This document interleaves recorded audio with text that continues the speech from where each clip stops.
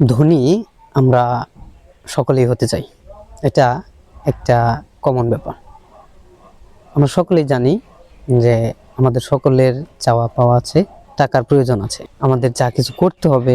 এই বিষয় নিয়ে আজকে আমি আপনাদের কিছু কথা বলবো। শেষ পর্যন্ত অবশ্যই ভিডিওটি দেখবেন, আশা করি ভালো লাগবে।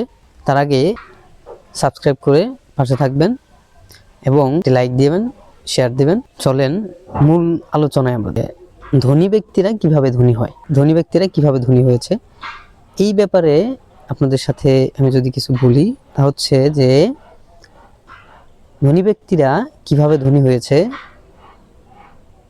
এই বিষয়গুলো আমাদের জানতে হবে এবং তাদের যেই নিয়মগুলো তারা পালন করেছে বা তারা যা কিছু করেছে, এগুলাকে আমরা যদি কিছু কিছু করে পালন করি, তাহলে আমরা ধীরে ধীরে তাদের মতো ধনী হতে পারবো। তো ধনী ব্যক্তিরা আপনি যদি একটু খেয়াল করেন যে যারা পৃথিবীতে ধনী ব্যক্তি আছে, সফল ব্যক্তি আছে, তাদের যদি আপনি একটু খেয়াল করেন বা ফলো করেন, তাহলে দেখতে পারবেন আমি যেই জিনিসটা ফলো করেছি বা তাদের মধ্যে থেকে আমি যেই জিনিসটা দেখেছি, সেটা হচ্ছে তাদের সময়।